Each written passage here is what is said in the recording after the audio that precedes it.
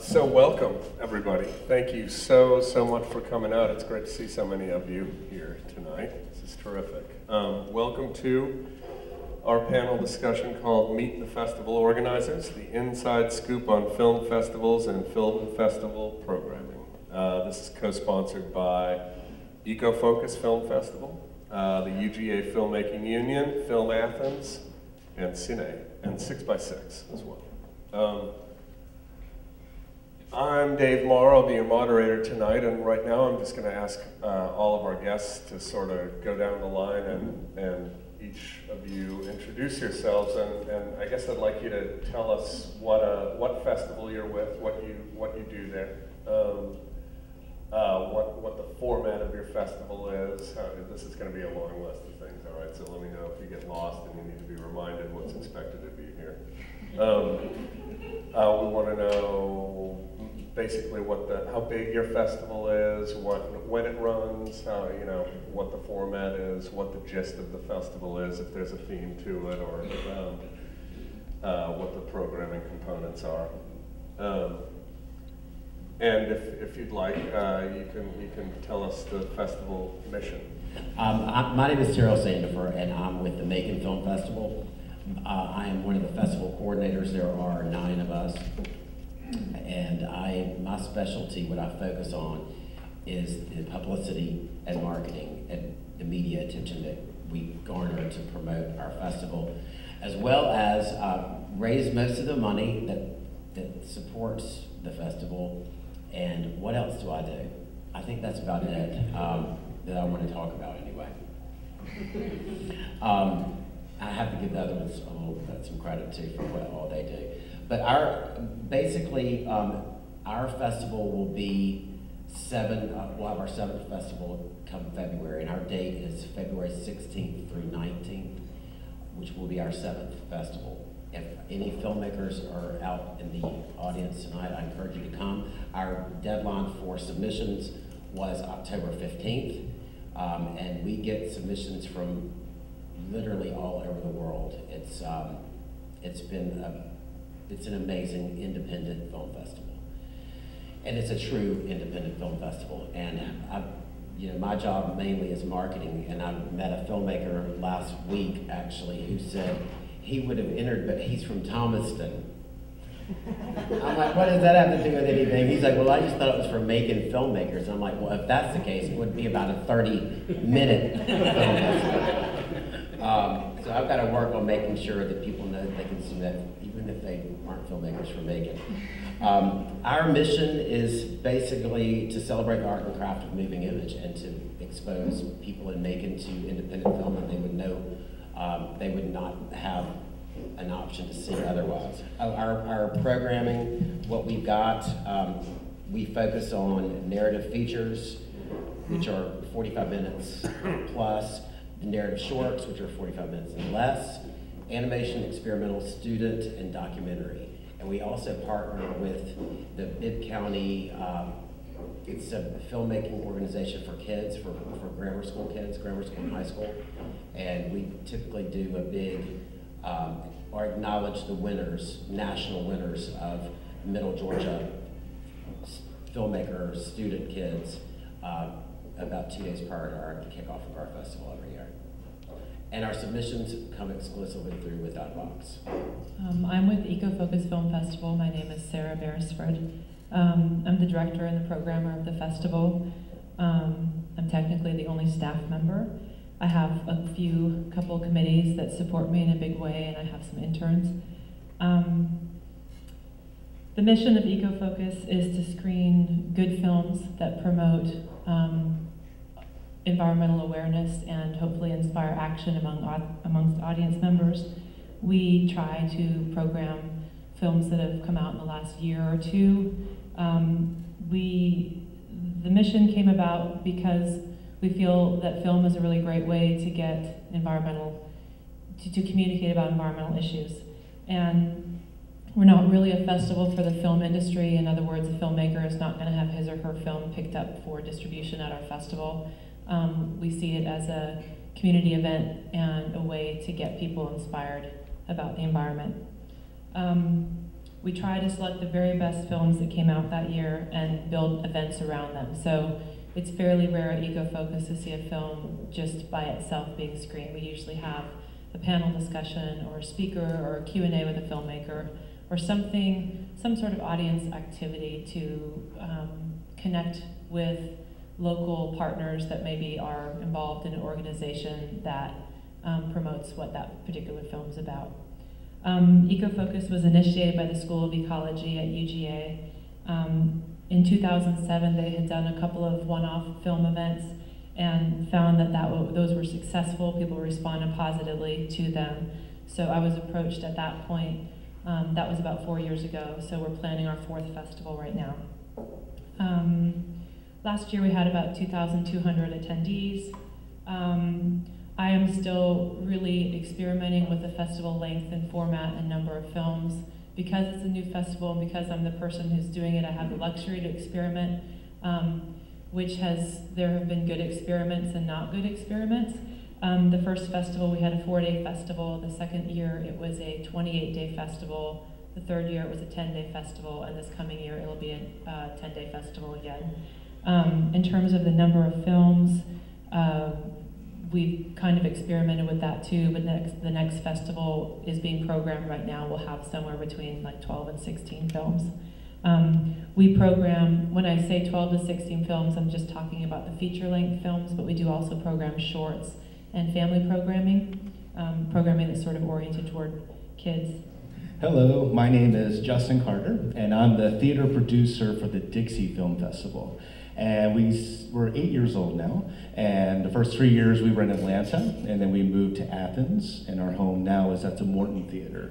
And we usually are the end of September, beginning of October, whatever the football season is. We have to work around game day, home game day. How we started our festival is we produced our own 2 films, which was Perfect Proposal and Dixie County Line. And we thought, why not invite other filmmakers?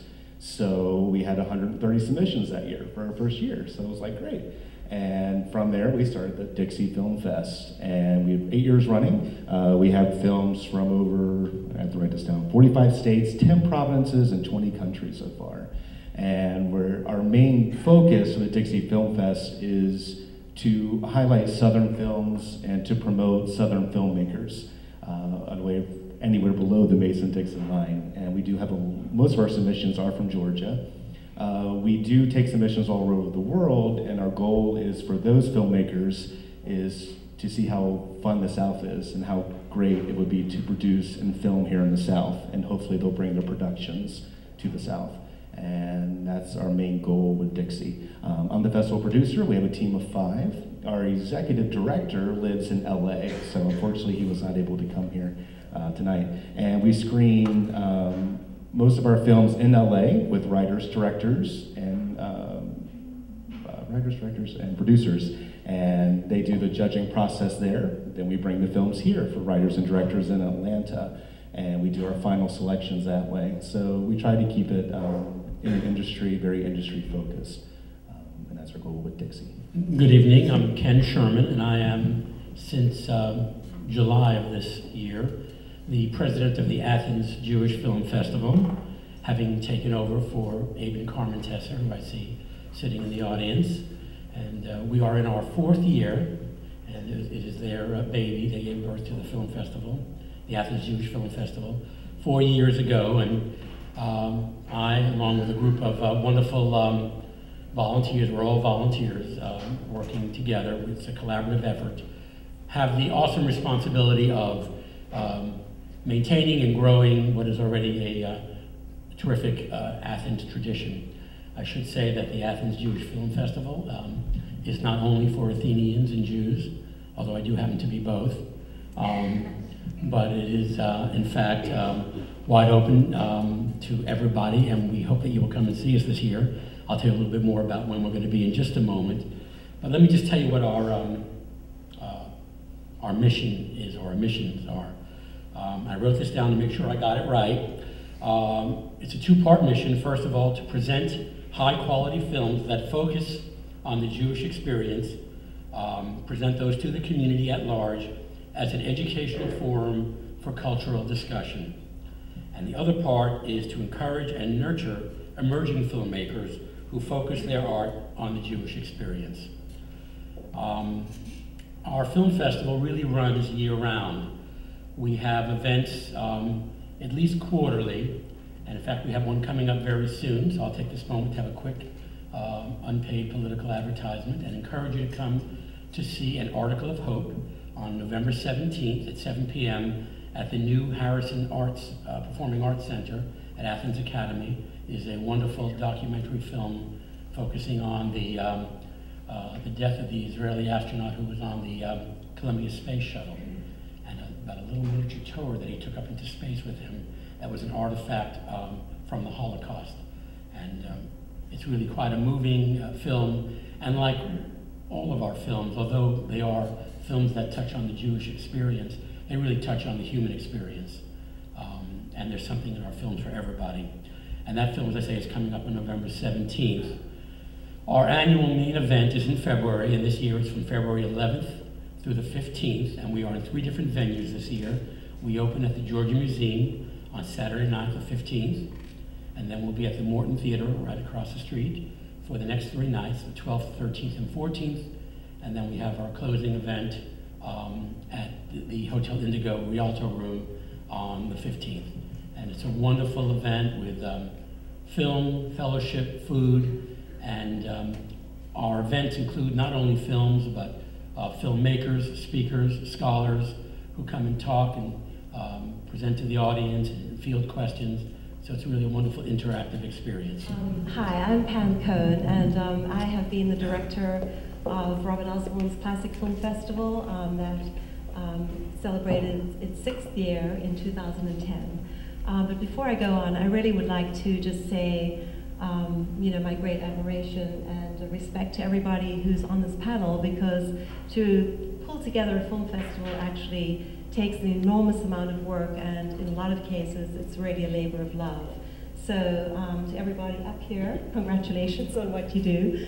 And for me, the film festival, I don't know if all of you have come to Robert Osborne's Film Festival or not, but it's been something that I've been extremely proud of. It's a festival that began 6 years ago with Robert Osborne coming into town, actually 7 years ago, when we screened a screening of Singing in the Rain at the Classic Center, where we had to bring in, and which we did from then on, all the equipment. We refurbished the Classic Center into a really wonderful movie theater. We brought in a 60-foot screen, all of the sound equipment, everything that goes into making that and transforming it into an actual world-class filmic experience. So Robert came in and he was happy with how things looked and how things seemed to potentially be for the future of the festival. So he signed on, and we celebrated our 6th year, as I said, in 2010.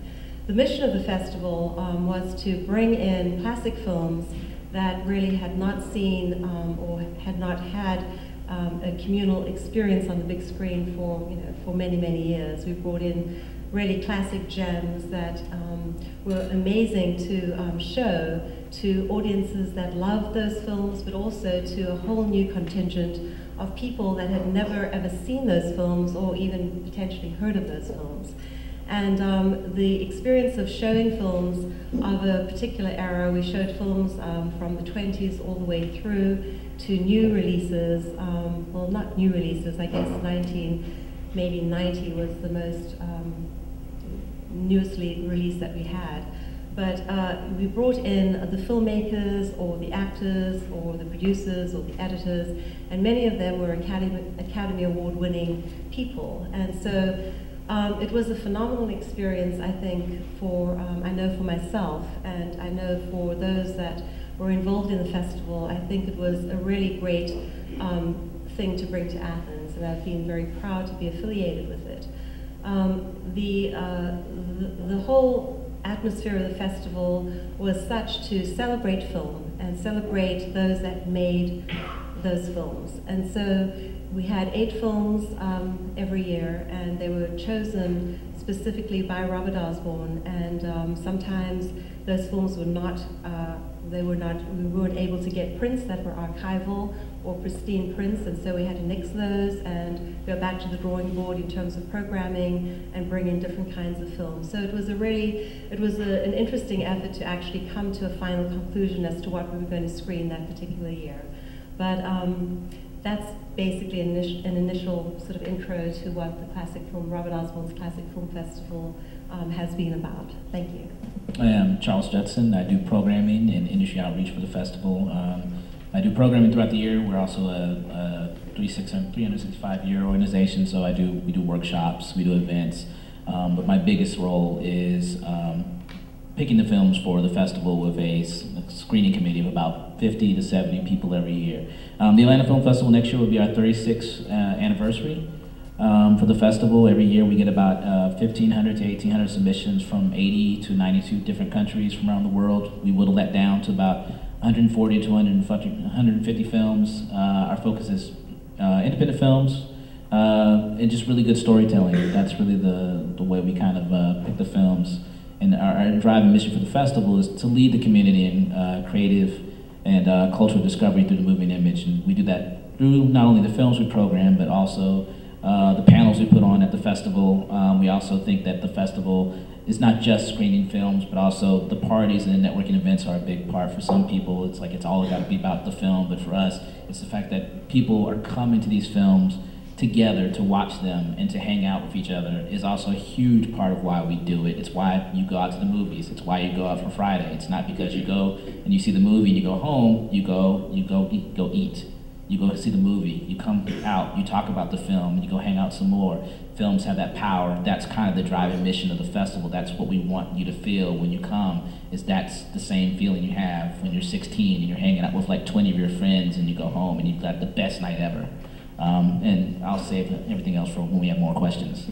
I'm Harry Musselwhite, Executive Director of the Rome International Film Festival. I'm pleased to tell you that RIF is, first of all, I'm very tired of having them to say, no, Rome, Georgia. That being said, we received our second accolade this year from Movie Maker magazine as one of 25 film festivals in the country worth the entrance fee. So we've gotten lots of national recognition in terms of the indie film press, and we're very pleased about that. We show the second week in September, approximately 87 to 90 films, ranging from films that are less than 5 minutes long all the way to full feature and full feature docs that are close to 2 hours. We show in 2-hour blocks. Our purpose is somewhat threefold. Number one, we seek, like the rest of my colleagues, my talented, wonderful colleagues here, to show the absolute best in indie film. We're not a starstruck festival, we are a true indie film festival, and we value the contributions of people who are maxing out their credit cards and borrowing from their aunts and uncles and doing things because of their passion.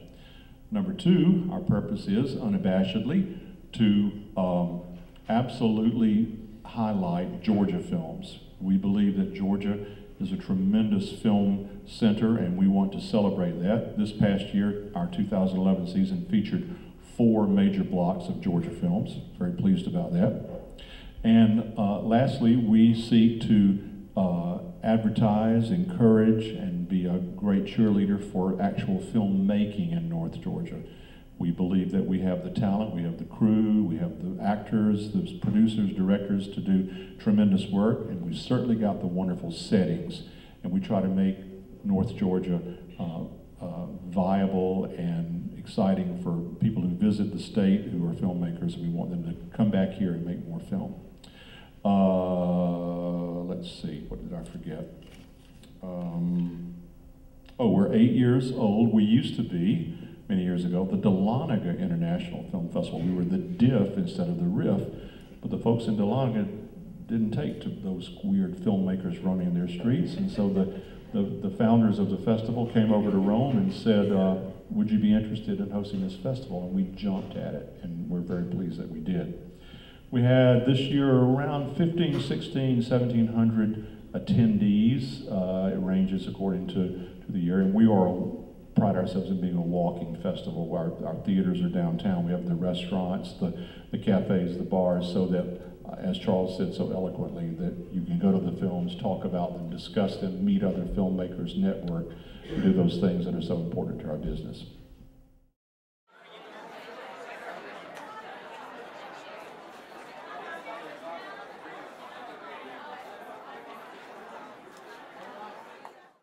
Very briefly, just tell us a little bit about your submission process and your selection process, and how people might optimize their own behavior, if you will, in order to increase their chances of being selected. That is one of the things that I do not really do, is the submission part of it. I promote the festival and submissions to filmmakers, but as far as receiving them, I do not do that. We have like 3 deadlines every year, and the deadlines have gotten, as the more submissions we get, the deadlines tend to go back and back and back to give us more time programming the actual festival. Our festival's in February, and our last deadline was October 15th.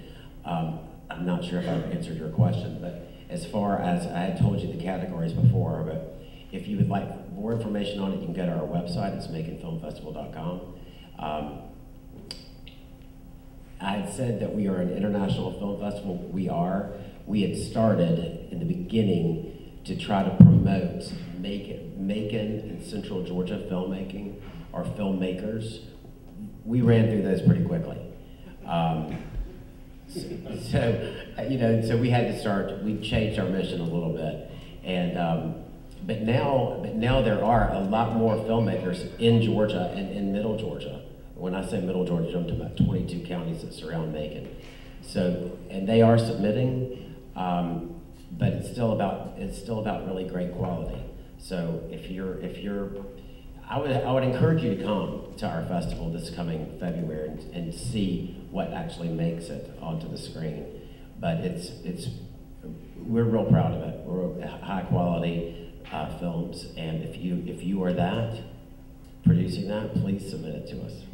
For EcoFocus, we kind of have a hybrid way that we collect films for the festival to be considered. So I don't know the exact numbers, but I'm just going to take a stab that 75% of the films, of the feature-length films that we program, are films that I've begged for.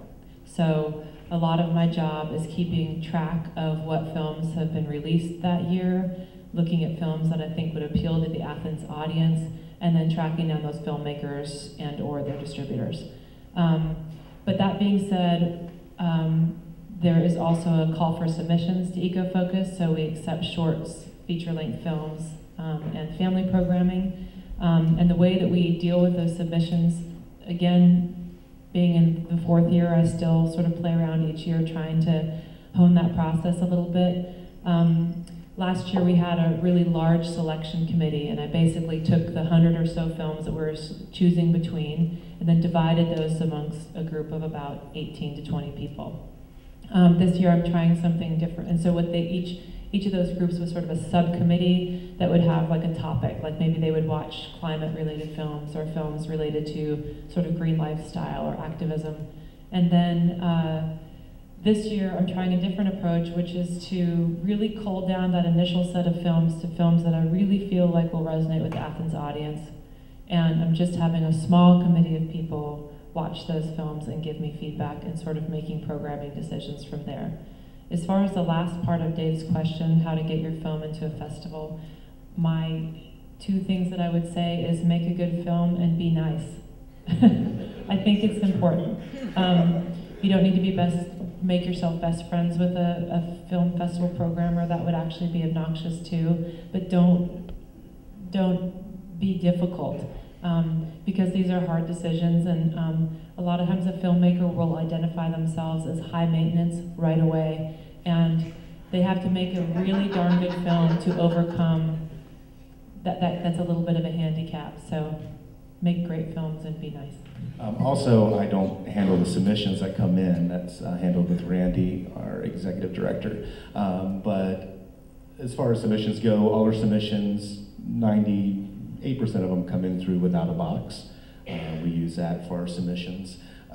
Quality isn't the biggest thing for our festival, and we were talking about this at dinner.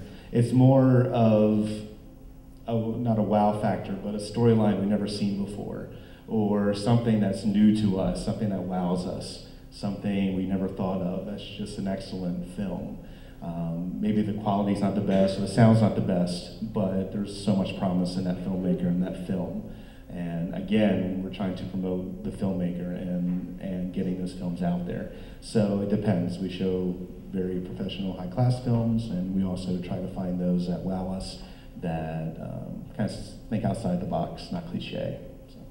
The Athens Jewish Film Festival receives many films through distributors, either through their contacting us or us contacting them, but we also get a lot of email traffic, and that's a good way to get in touch with us. We accept submissions of both full-length and short films. And if I didn't say this before or didn't say it clearly, we do have a short films competition as part of our 5-day annual event. Today is actually the deadline for those submissions, so I don't know what time you're going to get home tonight. Having said that, we are small and informal enough where if you have something that's really great, you know, and you think it would be of interest to us, by all means do contact us. We have 2 separate committees. We have a screening committee that spends about 3 months from basically June or July until October, screening films and whittling them down. They went through about 100 films this year, and those are generally full-length films, and from those we choose primarily for our 5-day annual event, our main event. And then we have a separate committee that accepts films, that screens the short films. Let me give you our 2 email addresses if you'd like to contact us. You can either contact the film festival directly at athensjff@gmail.com, or you can email me personally directly. And actually that's usually the first email that I always check, and I'm shermankathens@gmail.com. And as I say, if you have something of interest, please do send it our way. And let me also mention that even though we are pretty well settled for our films for the 5-day main event, pending availability, which we're checking on now, it looks like most of the films we've decided on will be available. As I mentioned, we have events throughout the year, so we are always looking for worthy submissions. So by all means, please do get in touch with me. Well, just sort of like speaking to the Robert Osborne Film Festival, so you understand that process. Robert is the host of the festival and is one of the co-founders as well. And basically, to get him on board, obviously, you know, we wanted to seek out his perspective of what the programming would be. And so Robert would basically put out a list of his desired A-list and B-list. And we would look at it, and we would also come to the board, and a couple of the board members are here tonight, and discuss the films that Robert had chosen. And a lot of the complexity with the way our festival was put together was because they are classic films, a lot of the people that worked on those films are potentially no longer with us, or if they are with us, they are hard to bring in because they are, you know, as I was saying, they're Academy Award winners, or they are deceased, and, you know, whatever the particular film was about, we'd have to go through, well, I would go through a huge process of actually figuring out if, 1, we could get the print, and number 2, if we could get a guest. And so that actually impacted enormously on what the ultimate programming was going to be for that particular year. And so the initial list that Robert would give to me would really be extremely different to what we'd actually end up showing. It would always be with Robert's input along the way, with, you know, backwards and forwards with phone calls and emails, but ultimately it would always be something that he would be very much enthusiastic about, and felt that in terms of the balance of the programming, it felt correct to his viewpoint of what would be a really holistic kind of programming event for the Osbornne Film Festival. Sometimes the guests would drive in terms of what we would select, but that was very rare, and it was really mostly the film that was the driving engine. So with that, I would go on to the other side of it, with being somebody who has had the experience of making movies and submitting them to film festivals. So on that side of it, it's an exhilarating and very scary experience. You make your movie, and you, of course, want to submit to the festivals that you think are most acclaimed, and you submit and go according to those deadlines, and you wait in anxiety to see if your film has been accepted or not. And you know, we were lucky enough to be presented twice at the Atlanta Film Festival with 2 of the films. And with the other, with both those 2 films, one was accepted into Sundance, into the narrative competition. There were 16 films in that year that were accepted in the narrative category, so we were over the moon with excitement for that. We did not really calculate in sort of a marketing budget, and that's one thing. If you do make a movie, I would suggest that you try and factor in some kind of marketing so that you can have a PR budget, that you can actually, when you get to a festival, you can potentially get a company to represent you at the festival, because it's packed with buyers and you actually are going there not only to show your movie, but to hopefully get a distributor. And it's a fierce competition, and the thing to do is get in early, try and get a sponsorship. They have lots of sponsors there, like Stella Artois and many venues like at Sundance that will give you free space, and you will get potentially free catering and free beer and wine. And you can make a little party event after your movie, and if you advertise it well, you will get people coming to you, and you will discuss your film with potential buyers. So do try and create that kind of happening for yourself if you do submit a film. Just keep that, you know, in your perspective. With Sundance, it was that way. With Toronto, we got into, and when you submit, you don't know which category you might be accepted into. In Toronto, we got into the, it was the, I can't remember, it was the New Voices category, I believe it was. Anyway, the new filmmakers.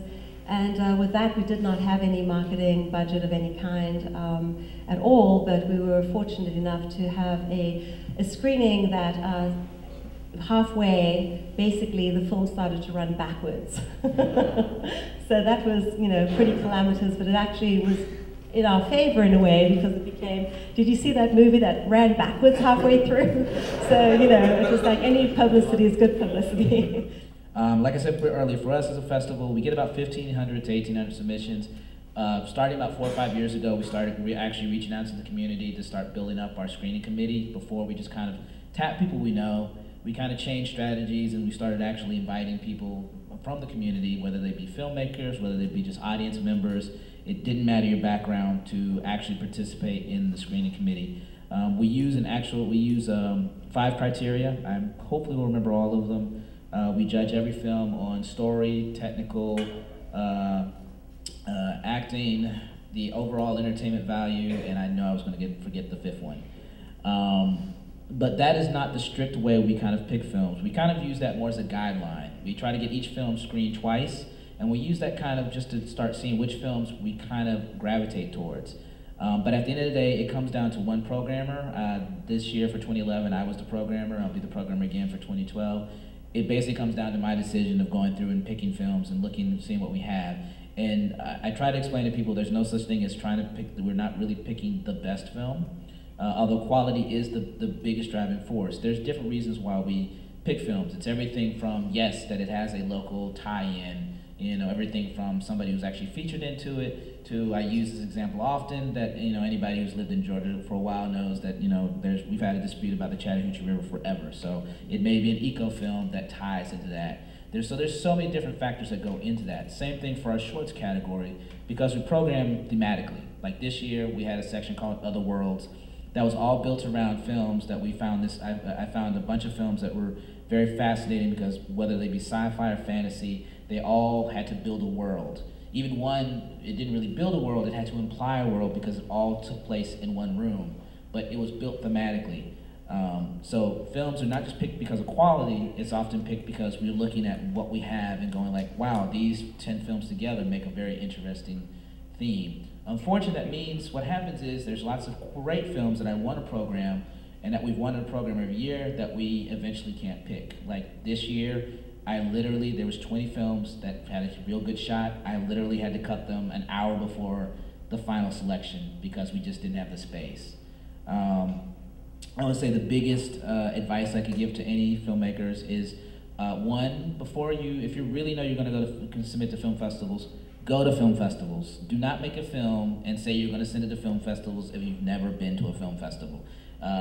You really need to see what other filmmakers are making, seeing what the trends are. The biggest problem I see is filmmakers make a lot of the exact same films. If I see one more film where a girl is tied up at the very beginning and you think that's an interesting way to start your film, I will shoot my brains out. That is not an interesting way to start a film at all. The number of cliches you will see made by filmmakers who they're not on the same page. This is the same thing that works in Hollywood. People think people steal ideas. No, ideas really, they're very common. It's not the ideas, it's how you execute those ideas. And you need to see other filmmakers and see what they're doing and get a comparison before you go ahead and spend $10,000 and you get mad at me when I reject your film. The other thing is write. Please don't shoot your first draft. Please do not shoot your first draft. You really need to get down to third, fourth draft, and you need to get some very critical people who are going to tear your script apart and really find your holes, but also find your gems. Find that somebody who's going to see something in your idea that is very interesting and fascinating and is going to point that out to you and get you inspired to dig just a little bit deeper. Because right now the thing is, the estimates are around the world, there are about 10 to 14,000 films made every year. And that's just the estimate. I probably assume with digital technology it's probably actually higher. So it's not just that you need to make a good film, you need to make an interesting film. You need to make something that's going to definitely stand out, that's something one of us is going to watch and it's going to make us say, we love that story, or we love that theme, or we love the way it was shot. Something that's really going to draw us. But I would say that would be my advice. What he said.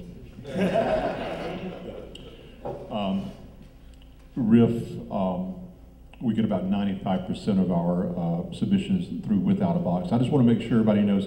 If you know what Without a Box is, raise your hand. Do you know? Ooh, withoutabox.com. It's the primary submission process. They are hooked up with IMDb. You know IMDb? They're Internet Movie Database. Okay, so you need to discover that. If you don't, if you're an independent filmmaker, you need to know and be a part of Without a Box for all of its good things and bad things. You need to be a part of that. So we get 95% of our submissions there, and one of the reasons we like Without a Box is that the documentation is so good. I don't understand, budding filmmakers, I don't understand why you would send me a beautifully made DVD with no name, no phone number, and no email address. It makes no sense to me that you would spend thousands of dollars. Am I lying? I've seen Charles write about this. So Without a Box gives us great documentation that allows us to track you down like the dogs that you are. That being said, 5% can come from other sources, a la the day I was on one of those shuttle buses at Sundance, and I was sitting next to a young woman, and I said to her, "Are you in the business?" And she said, "Yes, I am. I'm an actor." And she said, "Well, are you in the business?" And I said, "Yes, I am. I'm the director of a film festival." And before that last consonant came out of my mouth, 13 hands extended into my face with DVDs out of backpacks. So you can find films in strange places, and you're crazy not to entertain that idea. We start on January the 1st. That's our opening salvo, and the films start to trickle in. February they heat up. March they really start to happen, and then by June 1st, which is our cutoff date, we've received our submissions, and this is how we do it. No secrets. We have an adjudication board, and each adjudicator receives boxes of films throughout the spring. And they have, because they are trusted and because they are smart and not just people who like movies, they are true critics of films, they divide the films that they are given into two categories. We call them the yes box and the no box. The no box is sorry, they just don't get considered. On June 1st, the adjudicators arrive at our headquarters with boxes of yeses, and we go through, and we call it the annual bloodletting day. And sometimes we have some really tough choices, Charles. As you know, one year we had 3 outstanding, terrific films on Cuban hip-hop. Who knew? Who knew? And so I had to make a horrible choice. I had to choose the best Cuban hip-hop movie of that year. Strange.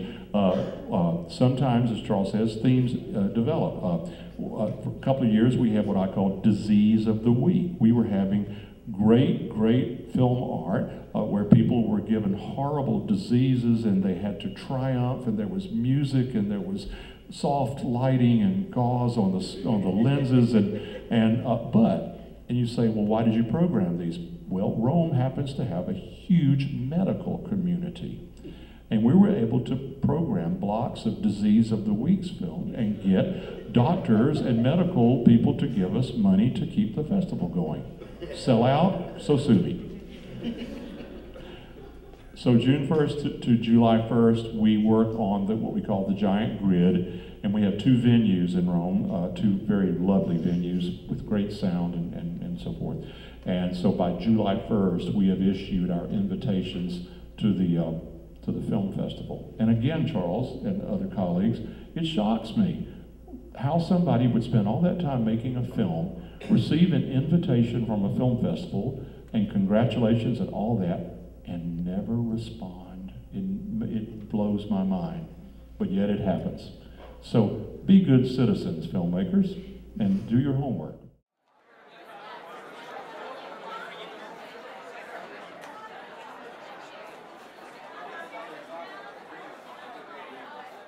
You are all people who do an incredible amount of work over long periods of time in order to showcase that work in a really compact amount of time. And I think that a lot of people probably don't realize just how much work goes into programming and running a film festival. And so can each of you tell us whether this is what you do as your full-time job, and tell us what your days are like, what your work year is like, just to give us an idea of. I work for the Macon Film Festival completely as a donation of time. Although I work it like it is, I make $100,000 a year, because that is how much time it takes. Some of the staff that come in that are on our board, they are only working like for the volunteers, recruiting volunteers and scheduling volunteers. With what I do, I work it all year round, and I'm not a programmer. I am a promoter, and I run the Macon Film Festival's Facebook page, the Twitter page. I think I have 3 different Facebook pages for the film festival. My day job, what I really do is I do publicity. So basically, I do what I do professionally for the film festival: publicity, events, media relations, and I actually run companies and groups' Facebook and Twitter pages, or a social marketing manager actually. So it's something, and I work it every single day. And when I say every single day, 7 days a week. So every day seems like a Wednesday to me, because I don't really ever have a weekend. But there are a few of us, and obviously programming is part of that. We're always looking, although I am not a programmer, I'm always looking for filmmakers to submit to our festival and enticing them, trying to make it sexy, fun, whatever I do to entice them to look at us to submit. The only thing I really program, if you want to call it program, is I go after our special guest. and our special screenings. And those are things that we ask for. And we go after, we hunt them down like dogs, and kind of like a stalker, actually. And I've been working on a few people for, this will be my second year running, and hopefully I can land them for this coming festival. But so all that, this is something I do not get paid for. It's a passion. And to tell you the truth, I got brought on the first year. There were 4 people on the board, and they brought me in because I have some killer parties, and I can organize them. They brought me in to plan the after parties. I came in, I raised every single penny that funded our first year's festival, got all the sponsors, and even got some filmmakers to submit, some special guests in the first year. So I graduated from just planning the after parties to a much bigger position, and I'm also the MC for the festival. So I basically live with a microphone in my hand throughout the entire thing, and also at the same time, I try to pitch stories to the media throughout the year for them to keep us in mind and keep us out in the public's mind, so we don't ever go away. And we do free screenings throughout the summer, once a month, outside in a park. We'll partner with some other organization. Again, it's the promoting. All it is promoting at the festival. They're not serious filmmakers. They typically tend to be more family-friendly films. PG-13 is the raciest we can go, unfortunately, because we're trying to get people with kids to come out to a park at night and watch a movie for free. And it's a lot harder than you'd think it is to give somebody something to do for free and have them show up.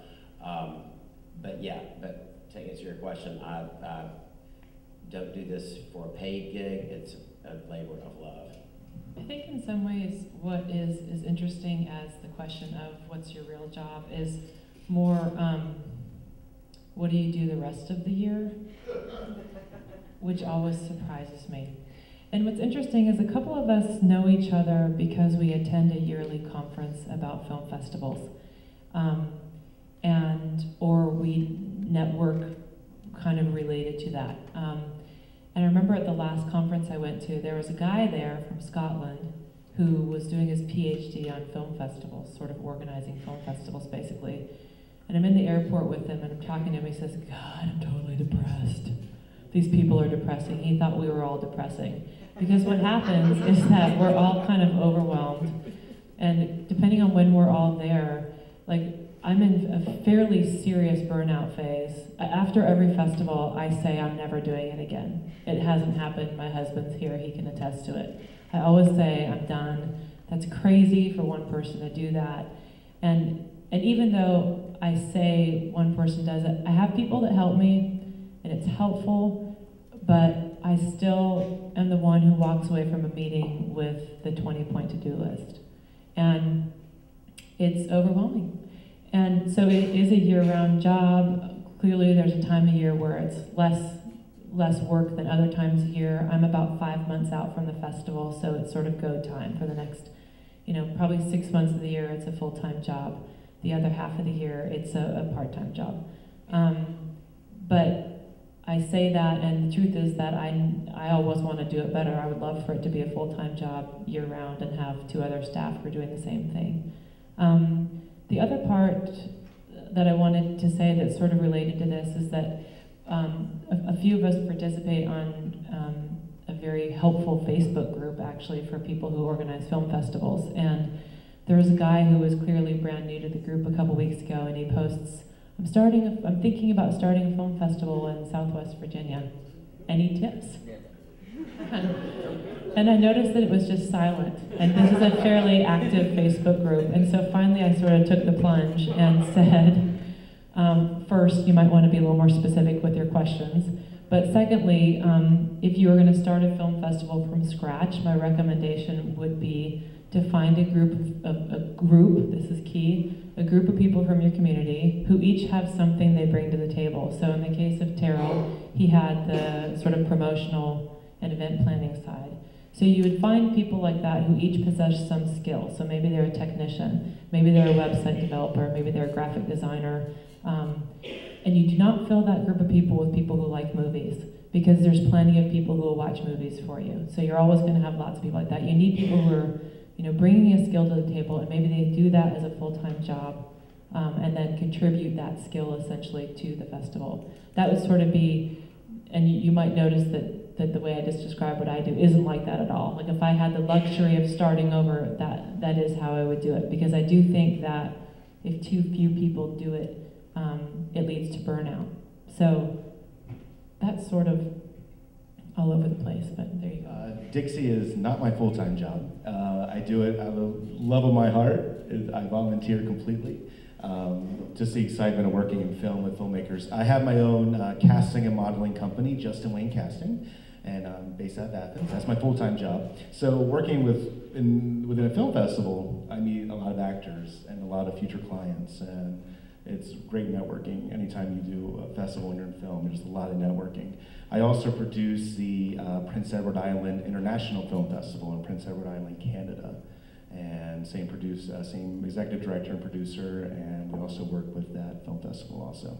I guess a lot of people think it's kind of like the old Andy Hardy movies. Let's put on a show. And 3 days later, he's done. How did I get here? I'm glad you asked. I'll be very brief. I finished a 30-year career as an educator, a public educator, as a school principal, among other things, in 2009, and proceeded after that to become a professor at UGA, Piedmont College.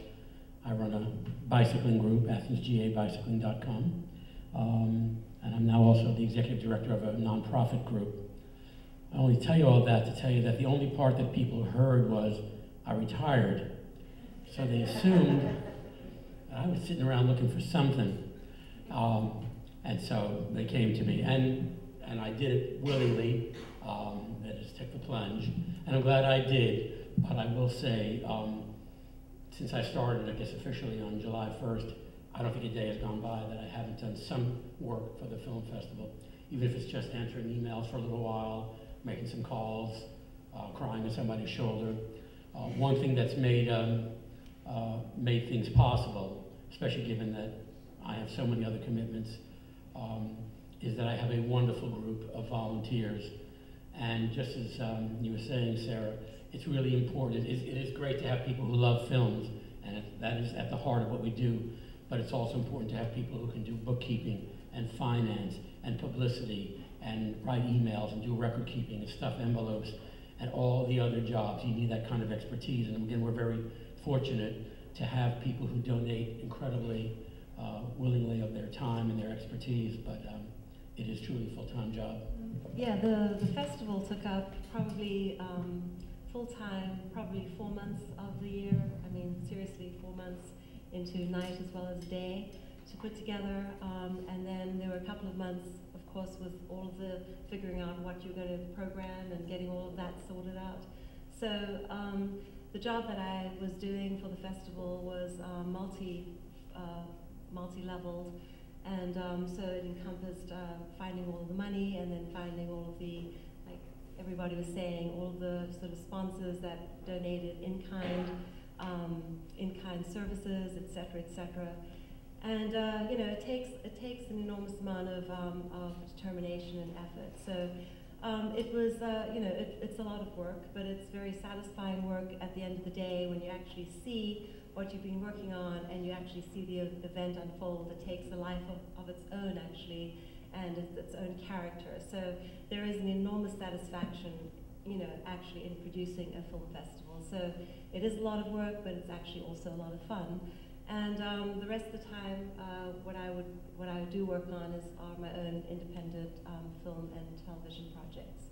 So it was a great way to work for me, because you can do your own kind of hours and flexibility when you can, and then when you can't, you just dive in the deep end and just do the festival. So. Yeah, I probably the only person up here who actually does this full time, because we're also a year-round organization, but it also requires a lot of work, because it's not only watching films. I typically work probably 60 to 80 hours a week. And that's not just simply watching films, but also a lot of what we have to do throughout the year is attending other events and attending other film festivals to see what films are coming out, getting to know other filmmakers, getting to know other people from film festivals so that we, that they'll recommend films. Researching films, seeing what's coming out, in less than a month, it's what I call the Sundance freakout, because that's when every filmmaker that has submitted to Sundance either finds out whether they got in or got out, which means all the rest of us will suddenly get inundated with emails, either from filmmakers who got into Sundance but have not submitted to anybody else and just remembered that they now have to figure out what the rest of their festival game plan is, or there's everybody else who was banking on Sundance being their ticket and now having to completely reconfigure their game plan for the rest of the year, and then suddenly remember, oh, that's right, the Nashville Film Festival exists. Oh, that's right, the Atlanta Film Festival exists. And so suddenly there's a huge ramp up. Just to give you a little insight into the festival year, basically it's like our last festival ended in April. We have to do sponsor wrap up, we have to do wrap up, we have to figure out what we're going to do for next year. And then we have to open up for call for entries. For most festivals, call for entries is usually going to run anywhere from about 4 to 6 months, and that's a lot of cataloging films, going through films, researching films, and then after that, you're talking about 3 or 4 months of finally taking those films and picking those films and starting to contact those filmmakers, trying to figure out what's the, what prints do they have, what are they showing, which is incredibly trying because on average, 80% of all films that get into film festivals every year are from first-time filmmakers who have never been into a film festival at all, which means they are not used to the idea that they are going into it thinking, I made my film, that's all I have to do. They are not thinking about the prints that they have to do. They're not thinking about getting their films on time. They're not thinking about the marketing, and that takes an inordinate amount of time of trying to get people up to speed of that, up to speed with that. But that's one of the things that we love to do is helping filmmakers get acclimated to that, because every year there are filmmakers that get into the film festival that 2 or 3 years later they're still making films and you're still showing their films, and it's the most exciting part of the process. It's not simply discovering a new filmmaker, but being a festival where you get to work with a filmmaker and grow with them. But for me, yeah, this is a full-time job, and like I said, 60 to 80 hours a week. I have never made a penny from Roman National Film Festival. In fact, I've given more money back to the festival than I'll ever get back because it's been a labor of passion. My day job is, strangely enough, I'm director of choral activities and senior lecturer in music at Berry College over in Rome, Georgia. And I've made most of my career in classical music performance. I even have a degree from, I think there's a school right over the hill over there. I have a degree from that place over there. The level of passion required to put on a film festival is phenomenal. There's a woman in this room who sees that passion on a fairly regular basis. Mindy Wilson is an editor, a fantastic editor with the famous Georgia Review, and her husband, Mike Mejia, is a novelist and a colleague of mine at Berry College, but he's also vice chairman of my board at the Roman National Film Festival. And I'm sure Mindy has watched vicariously a lot of independent film in her living room over the last few years, and they give of their time just beyond belief. It's almost evangelical. Part of the success of the RIF has been the fact that I married very wisely. My bride is a vice president for Georgia Highlands College in Rome, and whereas I'm the big idea guy, I'm the guy that bursts into the room with, why don't we? She's the one that pulls open the computer and says, well, the budget says, and so we make a great team, and she has also been unpaid by the festival, and we've worked with our great board to make the festival a success, and it is. Now, what I want to be when I grow up is a full-time filmmaker. I'm a screenwriter and a writer, and I make films, and some of these people on this table up here have been very generous to me in the last few years in terms of my own personal filmmaking, and I'm going to move completely out of the music business and even out of the film festival business very soon and be a full-time filmmaker. So keep hope alive.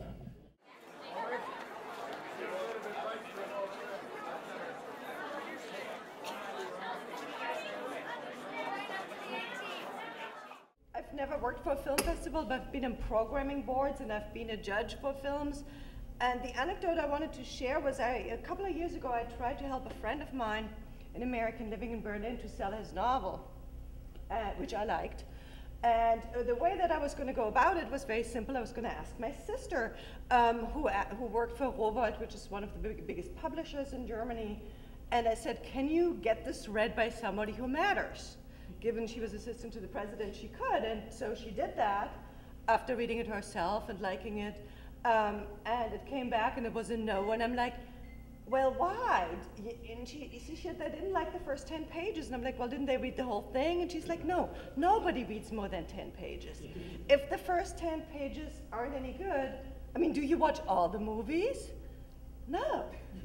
Like, people walk in and out, and I used to volunteer for the IFP in New York. If the first 5 minutes are bad, you're already like, there's other movies showing. It's already over. Nobody's going to watch your whole film if the beginning sucks. So work on that in particular. Because, do you watch the whole movie? No, and I do not lie to people about that, because I think that's the most dishonest thing I think as film festivals we can do, unless you really do that. I know there's a few festival directors I know who actually really do watch all the films, but the reality is, if I know, the way I do it, look at it is, I'm an audience member. If within 10 minutes I am looking at this going like, why did I give this festival my $10? I need to turn this movie off and move on to the next one. I know that hurts a lot of filmmakers' feelings, but that's just the reality. That's the truth of it. I got other films I need to go and watch and see if I can see if I can find something that I think an audience will respond to. But I think it's just disingenuous to tell filmmakers that yes, we're going to watch all of your film. I know you worked hard on your baby, but the reality is I have very little time, and audiences are not going to appreciate us programming a film that we know they're just not just going to appreciate that.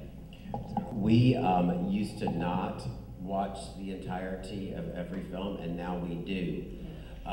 We watch every second of it. If it's going to be in the festival, we watch every second of it. But what if it's not going to be in the festival? Are you talking about just every single submission that comes in? Not every single. There are too many to watch the whole thing, but everything that's good. I mean, the quality's good, the sound's good, editing's good. We'll watch the entire thing and determine yes or no if it's in the festival, because we had a gigantic surprise in our third year that was so shocking that, and none of us had seen it because we hadn't seen the film and we hadn't seen the entirety of it, and it was good enough. It looked good. Everything about it was good until the very end, and it was almost disastrous. It was also during the day. And there were kids in the audience, and it was pretty. I liked it actually, but you know, not for kids or faint of heart. So yes, we watch it all. So to kind of use Harry's diagram a little bit, you watch all the way through every film in the yes box. In the yes box. I mean, we've started. Our deadline was October 15th, but we started a few months ago, one Saturday a month for 7 hours, 6 or 7 hours, watching films, and we'll have a panel of there'll be some film festival folks, and there'll also be some talented people that like movies and they religiously come to our festival every year. So we bring them in so they can help us gauge where we're going with it. And so yeah, I mean we saw one. Two Saturdays ago, and it was subtitled Japanese film, and our third Japanese film of the day, and it was horrible. I mean, the sound was bad. I mean, everything about it was bad, and we knew within 7 minutes that it would never make our festival. I mean, it wasn't even funny. Terrell. Yeah, if it doesn't look good and it's funny, Terrell, was that film A, from Australia, and B, did it have a dog in it? No, it was Japanese. That was my story. Just real quickly, don't want to ramble on, but we have a 20-minute rule for features and feature documentaries. A 20-minute rule. We believe if you've spent the money on WAB, for, sometimes $40, $30, $40, that you deserve to receive our best attention. And I'm being perfectly honest with you when I say filmmakers, that when I put that disc in, I always have a little mantra, and it goes like this: please be wonderful. Please, I'm serious, please be wonderful, because we want great films. We want our audiences to walk out of that theater just, wow, that independent film experience. Unfortunately, it doesn't happen sometimes. And so for the long films, the 20-minute rule, and if you don't have me by 20 minutes for various reasons, that's it. We also have a screenplay submission, and we receive hundreds of screenplays. And like a novel, if it does not keep our attention the first 20 pages, we do not accept it. There's just hundreds it would take forever to go through. So that's with screenplays. We also, it's a rule, we don't read all of it unless it grabs us in the beginning.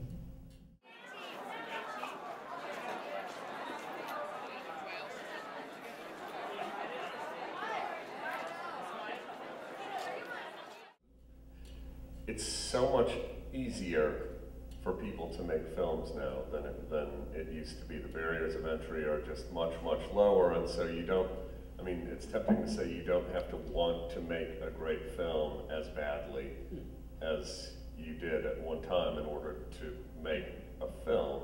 Do you, have any of you all found that's reflected in the submissions you get, or in the number of submissions that you get, if you've been in this business long enough to have noticed the difference between then and now? Anybody? Actually, the thing that has changed a lot lately, and I think, and we were talking about this at dinner, that, you know, we're almost reaching a point where it's been almost 20 years since the digital revolution has actually started. And when I first started doing this, I started more on the film review side. And at that point, you know, 10 years ago, films were basically really bad, most of them. Now I've kind of actually reached a point where actually a lot of films are actually pretty decent. I'm not saying they're great, but they're well shot, they've got a decent story, and you're watching it. And that's one of the biggest issues that now is because there's so many films, and that it's now, like, you know, when I first started working for the festival 4 years ago, it was a lot easier because honestly, within the first 10 minutes, you'd know. I mean, the film was pretty bad and abysmal. Now it's actually gotten difficult because films are actually so many films that pop in are actually pretty decent. But that's the problem is when you have every film that's actually good, that means the bar is now raised where you can't just make a good film. You really need to make an interesting film, and you need to make a great film. And even sometimes when I was talking about at dinner, even if it's a great film, it needs to be interesting because every year we get a lot of films that are really great. Problem is we've already programmed the film just like that last year, or we programmed the film just like that the year before, or with the, you know, when you run into the issue with, you know, the Cuban hip hop docs, you've got 3 or 4 films that all share the same topic. And it happens a lot in documentaries because of the cycles. Everyone, you know, like this year, I assume, you know, we'll get a lot of docs about earthquakes and hurricanes that they've had in the last couple of years because they've been so big. Like Katrina films. There's a point where we got lots of Katrina films, and some of them weren't that great. Some of them were really, really great. But the reality is we've already shown 3 or 4 Katrina docs almost every year at one point. Same thing for Iraq docs. You know, so that those cycles. So with digital filmmaking, that's the ironic thing. Is like before it was really easy because you could just go spend 10 minutes, go like, oh, this is horrible. Now it's actually worse because now all filmmakers are actually improving, so it makes it a lot more difficult. Now you've got to dig even deeper. It's a terrible. It's actually. It really is a. It's a terribly great situation to actually be in at this point.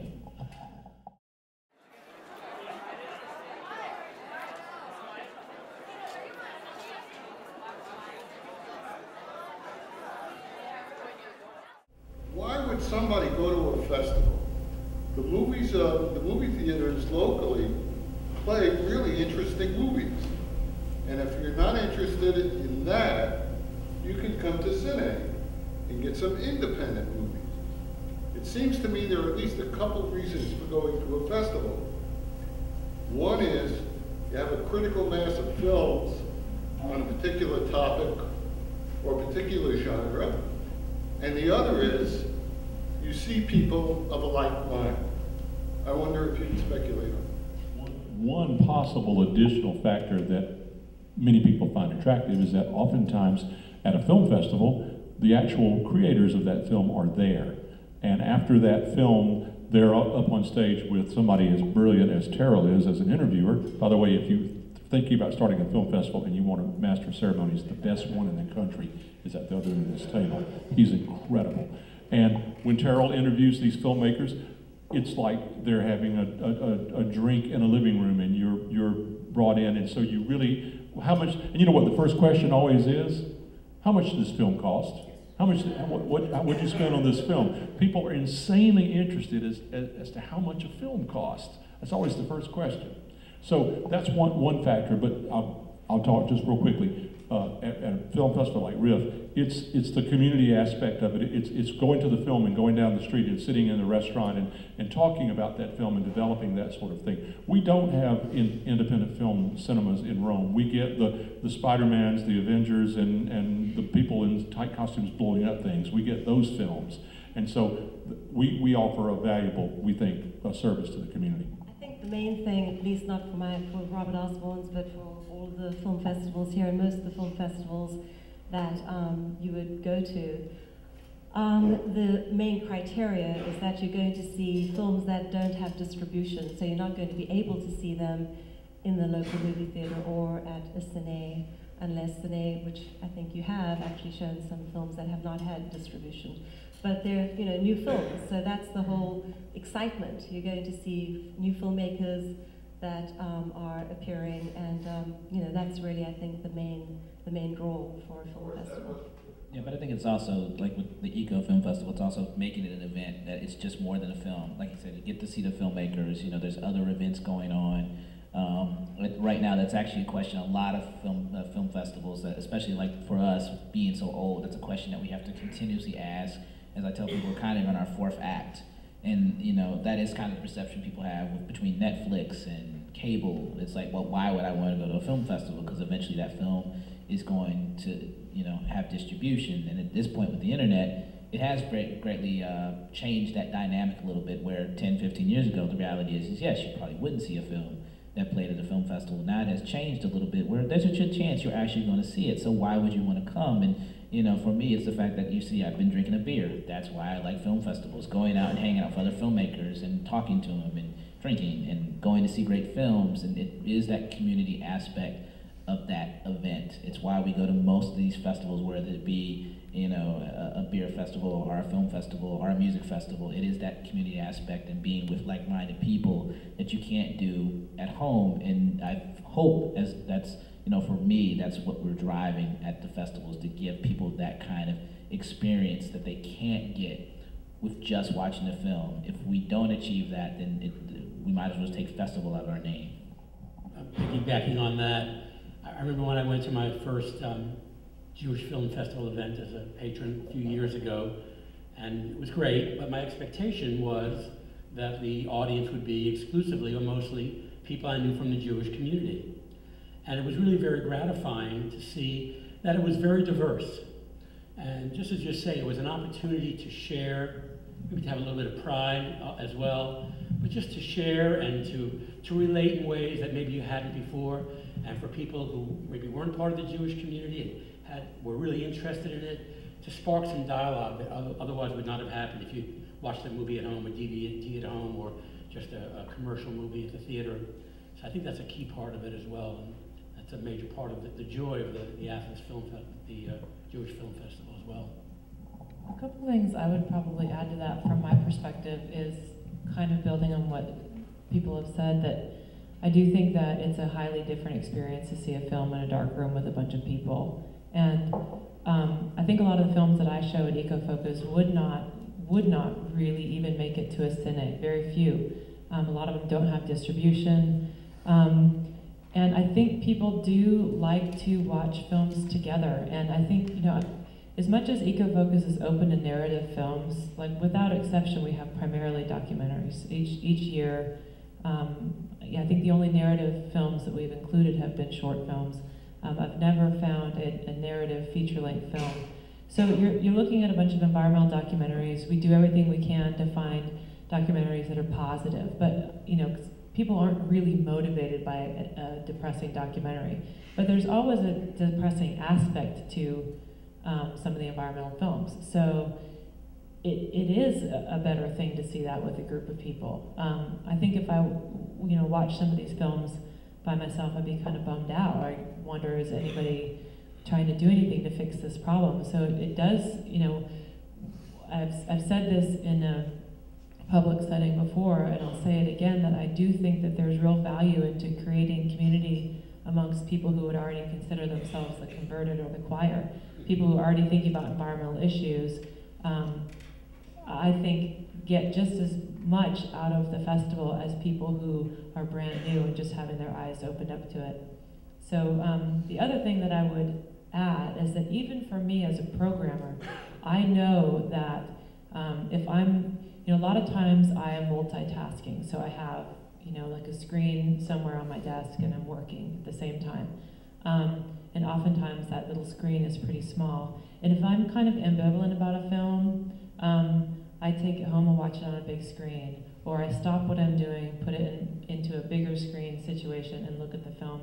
I really think that no matter what anybody says, unless you've got a home media system and a whole large room you can devote to it, that you just cannot capture this. For me, I've found that sound of the film really resonates with me, and no little device on my desk really captures that. So I always switch it if I'm not sure, or if I loved it and feel like I want to see it on the big screen. I find that to be really valuable and important. A difference, for one, Macon has no indie film house at all. In fact, now we only have just one centraplex or multiplex that shows, if it's not kid-friendly or teen-friendly, it lasts maybe a week. Certainly no art house films.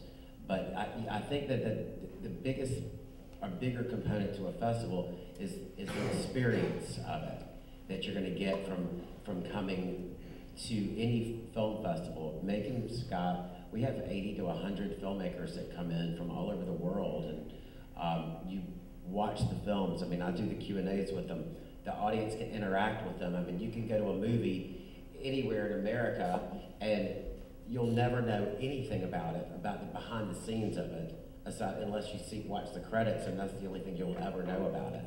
But if you're at a film festival, you can actually meet these people and you can talk to them. And if you've got a good MC, they'll encourage the questions from the audience, so you can actually ask a question that you're not raising your hand for, but I can tell you have a question. And I'll come up to you and I'll ask you to ask that question. And it's an enriching part for you. You might not be a filmmaker, but you might just be somebody who paid the money to come to see it that day. It's enriched your experience with it. On the filmmaker side, it's a terrific experience for them, an opportunity for them to be with other filmmakers, because they're not with them all the time.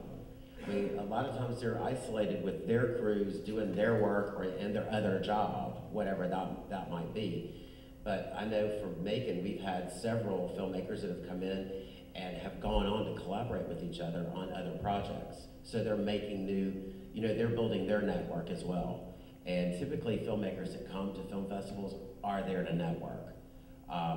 They want to further their career, they're serious about it. It's not just some weekend thing that they wanted to try their hand at. It's also, I think it's a cool thing to get in the mind of the filmmaker and figure out why they made that movie, especially if it's really bizarro.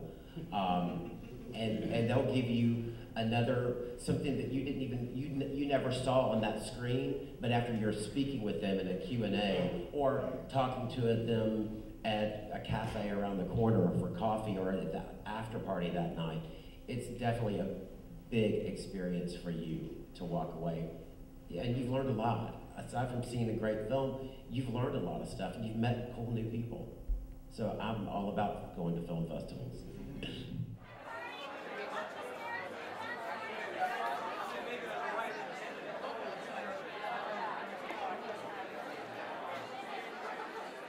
A lot of times, if you are a finalist, which we had a finalist screenplay, usually you get some extra interest in it. If it won an award or became a finalist, people were more interested in that screenplay. and there may be more interest in it. Again, we have our screenplays, it's really Gary Sinise's reads a majority of the screenplays for us. And he's in LA and he works in the industry. And to have that go across people in the industry's desk, some people never get that opportunity. And to have a finalist and interest, it actually will help you out. Also with films that end up in film festivals, sometimes because they win an award or category, they get pushed into other film festivals. They may get distribution because they won film festivals. And there's a lot of benefits to win and to be in film festivals. But what we do for our competition is we do a retreat every year. So what we do is we bring in, this year we kind of pared it down to make it a little more intense, is we bring in we get 12 to 15 finalists, pair those down to 3 winners, and we bring the 3 winners in to Atlanta and bring in 3 industry mentors. A lot of screenplay competitions give away cash. What we realized is even at the best screenplay competitions, if you get $10,000, it really won't help you really get into the industry. It really won't help you make a film. What really helps you get your foot in the door is those industry contacts. And that's what our hope is. It's not simply that you get somebody who's going to look at your screenplay and give you notes, but hopefully over the weekend you've kind of bonded and that you have someone that you can now go to and contact. And fortunately, in the last couple of years, that's what we've kind of seen is, even from our very first one in 2007, the screenwriters are still talking to their mentors and still able to give them like their newest screenplays or talk to them their newest projects. Especially for a lot of our winners who don't live in either LA or New York, that's the biggest barrier, is that when you don't live in one of those 2 cities, it's like, well, how do you meet people who actually work in the industry? How do you find someone who can get you in contact with an agent or in contact with a director that might be interested in that screenplay? And that's our biggest goal. And this year we've actually moved the retreat from fall to actually integrate it into the festival, because we realized, once again, if the goal is to help you get those contacts and hopefully help you get that screenplay made, what better time to do it than at the film festival when you have 175, 200 filmmakers in town that you can network with and talk to, and hopefully one of them will hear about your screenplay and get excited, and 3 or 4 years from now, you'll have a film. And we also see that as screenplay competitions kind of as an investment, hopefully in the festival a couple of years from now, that hopefully that screenplay that we picked, hopefully that will get them a leg up, and hopefully in 2015 we'll see a screenplay that we picked in 2012, and that's just ensuring that we're always getting great quality films by helping filmmakers early on and not simply waiting until they send us a DVD, because then it's too late.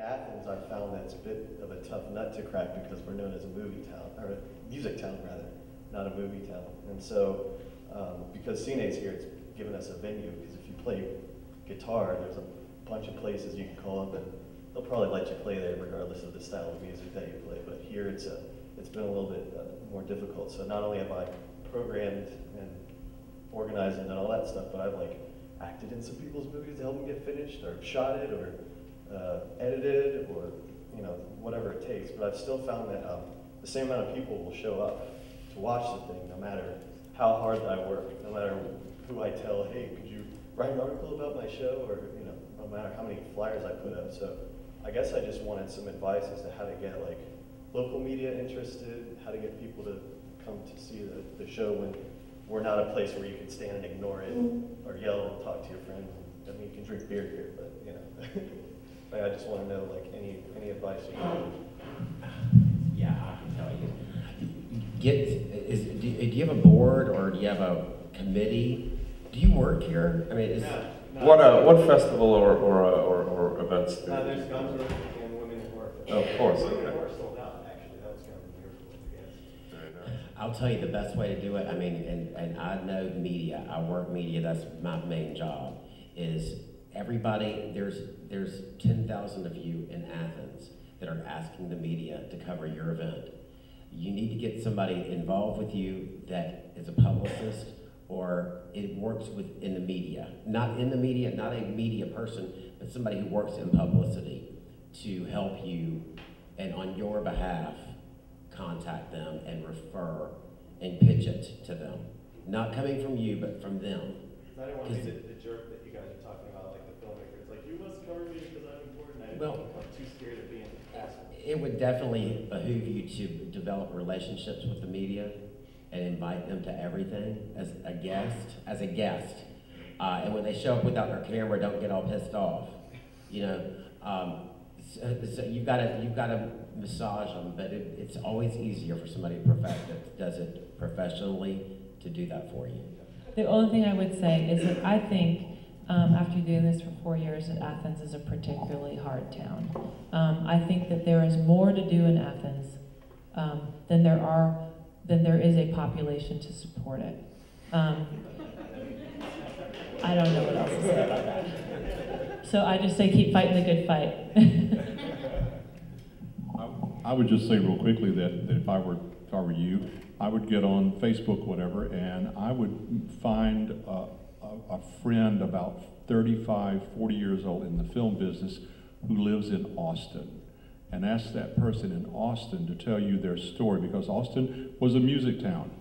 But now Austin's a music and a film town in the big town. Of course, Quentin Tarantino and Robert Rodriguez didn't hurt, but there are tons of indie filmmakers in Austin, and that town made the successful transition to a two tent poles, as it were. And I have to say, living across the state, I look at Athens a lot and say, where's the filmmakers in Athens? The music's here. Where are those filmmakers? And some of them come my way, but you know, to me, this is where it ought to be, just churning and burning. Yeah, and actually tap into that music. There's Indie Memphis. That's actually one of the things they do very well, is actually they combine music and film, and it's something ironically they didn't do, even though Memphis is well known for music. And so a lot of things they'll do is actually reach out to local musicians and actually have them play before the film. So in some ways you can tap into, is instead of fighting the tide, is actually use the tide to your advantage and actually bring those musicians in that people know well, and that will draw people in. Because they have their own fan bases. They're also their own fans. I mean, a lot of them are, you know, they're either horror fans or they're sci-fi fans. So when you tap into them, they're going to get excited and tell their own people, like, they're playing this horror film, I love it, and I'm going to be playing for it. And that's a way to tap into it. And also just looking at the different organizations and groups and trying to identify and see if there's some affinity group that will, that film works well with, and reaching out to them. And also, actually, if you do something where, if you do a panel, invite those people to come out, because once again, they get excited. So if you do a horror film, and there's somebody here who specializes in horror special effects, you ask them to do something afterwards, once again, not only do you get a great bonus to your event, where people get to hear somebody talking about doing horror special effects, but 9 times out of 10, they're gonna publish the hell out of it, because they want people to know that they're doing that. And those are some of the things that you can do to kind of help bring in more audiences. Doing a film festival in Athens is extremely hard, as we said. It's hard getting people here. Unfortunately, a lot of our patrons are from LA or out of state, and we want more Athens people. It's just hard. For first 3 years we were in Atlanta, and our first year we came to Athens, we had visions of grandeur. And we put all this money into a big venue, and we had searchlights in the sky, and we put a lot of money, and we lost a lot of money that year. We learned a valuable lesson about Athens, and we had to rechange everything to make it work. But I lost a lot of money that year. As you say, you learn and you fail as you go. And first year in Athens was really tough, and it's still tough to bring in Athens people, unfortunately.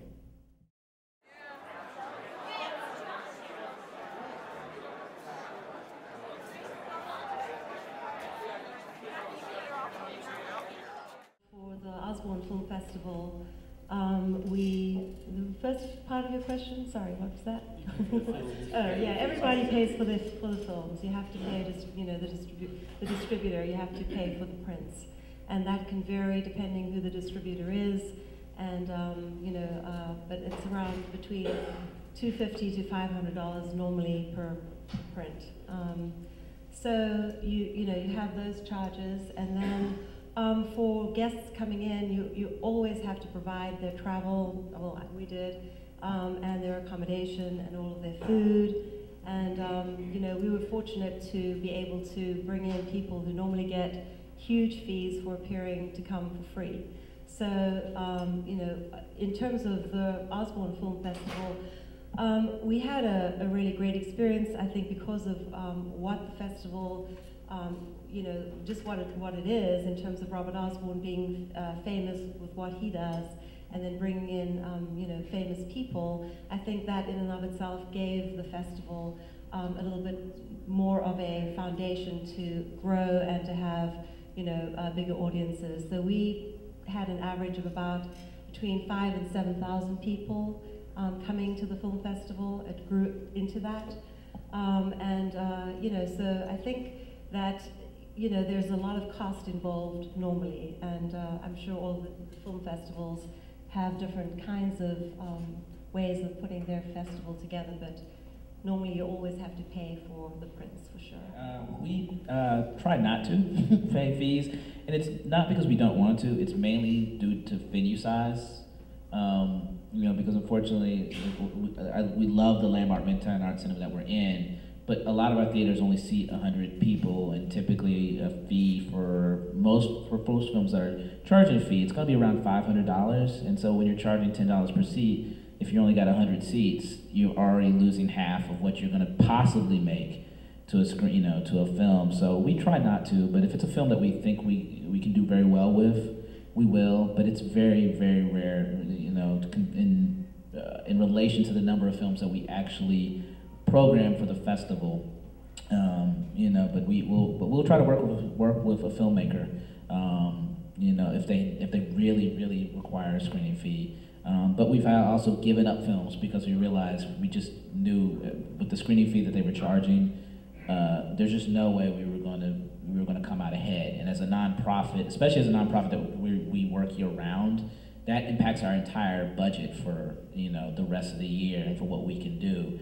Because what we use, the money that we use that we raise at the festival is what we use to put on our workshops and to put on our other events throughout the year.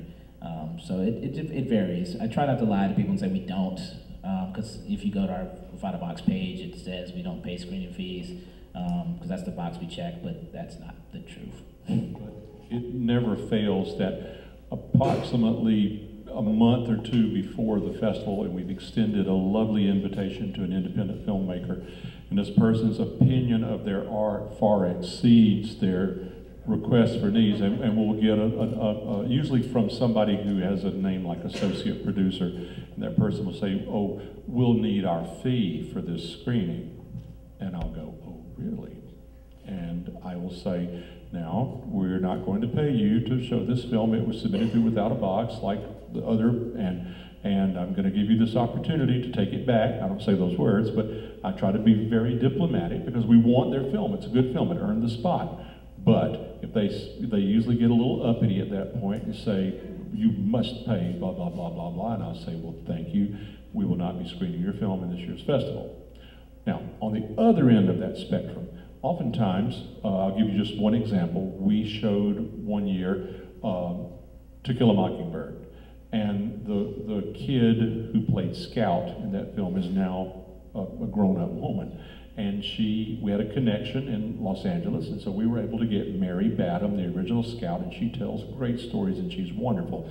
That was an expensive little proposition. We paid for the beautiful, pristine cut from Warner Brothers, and we paid Mary Badham's, what would you say, all the flight and the hotel and the meals and goodie baskets and things like that. Gladly, we gladly did that. We viewed that as part of our budget for that year, and we set aside the funds for that. But as far as paying people, you know, general independent filmmakers, nah. Yeah, the issue of whether film festivals should pay screening fees is a highly contentious one. There are people in the industry who feel that film festivals should all make a decision and stick with it, sort of stick together. But as I said, it's pretty contentious, and most festivals I know of have some sort of hybrid approach where they're paying fees to some and not others. Kind of depends on where the film is in its own distribution cycle, and it depends on a lot of other factors. But I have definitely found that screening fees are negotiable. People always will ask you, you know, they start at the top and you can always get them down, and we have had a couple films where they quoted us an exorbitant fee and didn't negotiate, and I'm in a little bit of a different situation. I'm trying to show and make fun the films that are sitting on your TiVo queue right now. So I'm trying to make films that you think you should watch, but you're not sure. And then when you see that actually Ace Ventura's on, you're going to watch that. So it's a little bit of a different challenge. We're trying to balance, we're trying to sort of balance this idea of finding great films, but knowing that getting people to come out to them is hard. And this sort of relates to the question earlier that you're trying to get, you're trying to make these films fun, and sometimes you have to do whatever you can. So like Charles' idea of connecting with the music industry and in your town, and in the case of EcoFocus, we're trying this year more than any other year to find musical acts that'll play alongside or with a film event to try to kind of cross across those boundaries.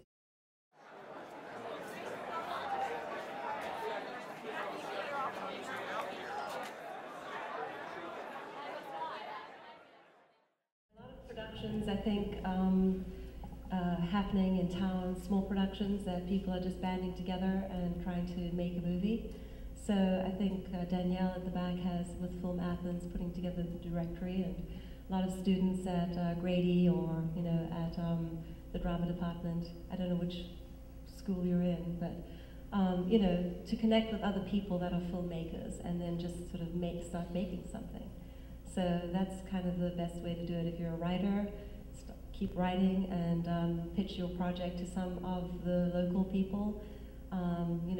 Send your screenplay to the Atlanta Film Festival, other film festivals here, the Dixie Film Festival, any film festival you can get your screenplay out to. But really, I think if you're here, just try and connect with local people and basically just, roll up your sleeves. Work on, but there's so many projects that are being filmed in the state of Georgia. You can certainly go and work on somebody else's crew. And when you say start at the bottom, at least you'll start working and learning your craft. Yeah, I'd say volunteer as much as possible. Any other filmmakers, get to know them. Start to really try to figure out where you want to go, like what you want to focus on. This is a business that the sooner you can kind of figure out, like if you want to work in the camera department, if you want to be in the art department, it's a little easier for people to kind of give you advice and know which way you want to go. But you kind of do that with volunteering. Definitely network. The thing that bugs me probably more than anything else is how often I get hit up. People will call me, people will email me, they want to know how to get into it, and the first thing I ask is like, well, what events have you gone to in the last month? And I've gone to nothing.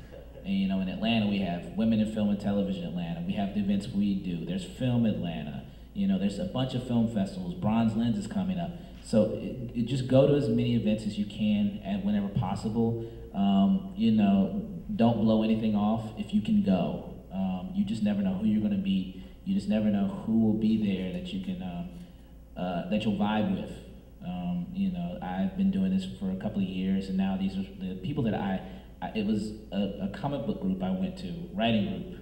The whole reason I'm with the festival is because I went to a comic book shop. They told me they had a writing group. I went to their writing group. 2 years later, we went to a screenwriting group. That screenwriting group, those guys asked me to write film reviews for them. That film reviews that I wrote, the director, who was the executive director of the film festival, asked me to take over for the guy who was working that position there. If I had blown that writers group off when I was at that comic group, like, oh, I'm not going to that back room. I'm not going. I wouldn't be working here. So like anytime you can go to anything, go. Thank you, all of you. Thank you so much for coming out. This was wonderful. Have a great evening.